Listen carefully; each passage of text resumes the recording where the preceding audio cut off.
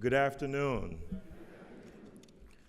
So glad you took time out from your routines, your job, to listen to me speak. When Dr. Riley said I reminded him of a Broadway star, I thought he was going to say Denzel Washington. But since he didn't go there, I'm all right with that. I'm all right with that. Maybe next time. To President Riley, faculty, staff, students, members of the SUNY Downstate family, thank you so much for this opportunity to share with you in this important day where we all reflect on the life and legacy of Dr. Martin Luther King, Jr. I want to applaud institutions like SUNY Downstate for your intentionality in recognizing this day as a vital component of the learning experience of all those who are part of this community. You will join literally hundreds and thousands of people throughout this nation and the world in celebrating the life of this great American citizen and also a citizen of the world.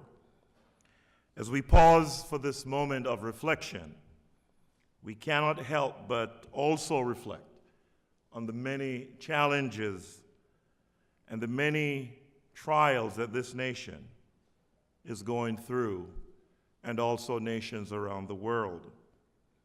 One of Dr. King's most profound legacy is the fact that we are a part of a global community, and we're bound together by our common humanity. And the actions of one person, one community, one nation does affect the many. This concept embodies the spirit of Dr. King, who saw himself not just as a citizen of the United States, but also a citizen of the world. In his last Sunday morning sermon preached on March 31st, 1968, shortly before he was assassinated, Dr. King so passionately stated that we are all tied together in the single garment of destiny and caught in an inescapable network of mutuality, and whatever affects one directly affects all indirectly, end quote. Such is the nature of the world in which we currently live.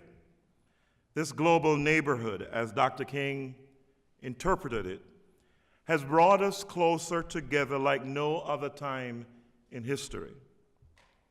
Numerous opportunities are being created so that we might all be able to broaden our understanding, our tolerance, and the respect for the diversities that help to make America such a unique and great nation. The world is now right at our very doorsteps. People of every nation, religious affiliation, ethnicity, and cultural practices now call the United States home, and more specifically, Brooklyn home. It is for those reasons that a day like today takes on more significance, especially considering the challenges that we see all over the world today and the current leadership response to those challenges. The achievements of past struggles seem to have taken several steps backwards, as current national leadership is determined to redefine this nation in ethnocentric and xenophobic terms that alienate so many segments of our society. When you examine Dr. King's life and the philosophy that defined who he was, you will find an individual who lived at a time in history where significant choices had to be made. Choices that would determine the course and destiny of one's life and ultimately the future of this nation. Dr. King led this nation from behind those who were elected to lead. His was a leadership that emerged from the crucible moments in his life, moments that would ultimately transform society and this nation forever. Most people, including myself, admired him for his oratorical skills, his moving speeches, but it was his crucible moments of trials that led him to become that moral torch that would guide America. Dr. King's life, to a large extent, was determined by the choices he made, not for selfish gain, but for the liberation of the many. Those choices had to be made to counter the many injustices and inequalities that were so prevalent since the abolition of slavery. Dr. King, Rosa Parks, along with so many known and unknown heroes, had to make those hard choices whether to submit to laws that were clearly unjust and to a system of governance that was designed to keep millions of African Americans from enjoying the freedom and equality, the pursuit of happiness that was guaranteed in the Declaration of Independence. Dr. King's philosophy for change was influenced by Gandhi, who used nonviolence as a means to free India from the domination of the British Empire. And so it is not by accident that Dr. King's philosophy was rooted and enhanced by the teachings of the church and the scriptures, where even your enemies were people who you could love. The black church for Dr. King was more than a place to go. It was a place where people felt a great sense of belonging, a place where they could strategize on how best to deal with the issues confronting them. Most of all, it was a place where character was shaped, where doubts were erased, and hope was born. Dr. King understood that character would be the enduring mark or the distinguishing quality or principle to which a person should subscribe as a guide for his or her behavior and a basis for making ethical decisions. Because the fundamental goal of leadership for King is the transformation of people beyond their own frame of reference to the point where they can affirm and embrace the other's humanity. That is why he envisioned a time, yes, a time and a place where young people, like many of you today, would not be judged by your skin color, but by the content of your character.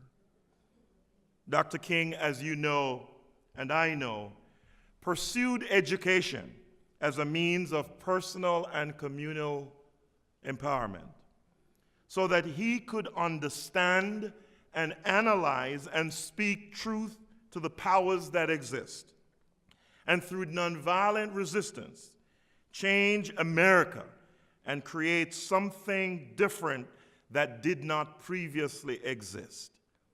He used his education not for personal gain or to acquire those things in life that would separate himself from the rest of his community, but he used his education as a tool in helping to change the course of America's future. Paula Freire, a Brazilian educator who worked with the poor in Central and South America, believed that education does one of two things. He said education is never neutral.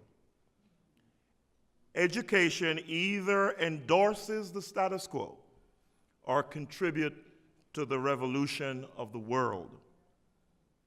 By education, I mean that powerful tool that all of you here within this institution have worked so hard to achieve. As a teaching hospital and graduate institution, you are being shaped to daily transform the city and our state, and if not this nation. You're not just another hospital. You have a mission that administers and pursues justice, care, and access to the best medical care in this city. After graduating from college, I started my career as a clinical chemist at Memorial Sloane Kettering Cancer Research Hospital, where I helped and assisted in the diagnosis and the evaluation of treatments for patients suffering from cancer. As noble as a profession as that was, there was a burning desire in me to be and do something that I felt would have a greater impact on my community and the many social ills that young black men in particular would face. It was for those reasons that I went to seminary and the Graduate School of Education at Fordham University to study and to understand how the church and education could become tools of empowerment and the healing of broken people. I think one of the greatest lessons that Dr. King has taught this nation and individuals like myself is that to whom much is given, much is expected.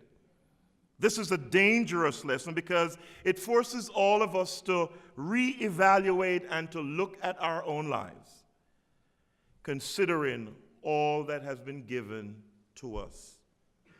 Several years ago, shortly before the Christmas holidays, one of the members of my church, who happened to be a Korean-American medical student right here at Downstate, called me and told me that her younger sister had died.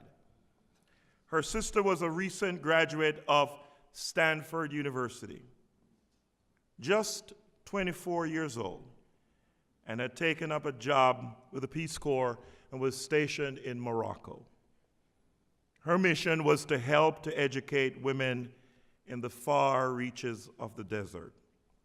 While out in the desert, she took ill and was unable to access medical care to treat what was a treatable illness.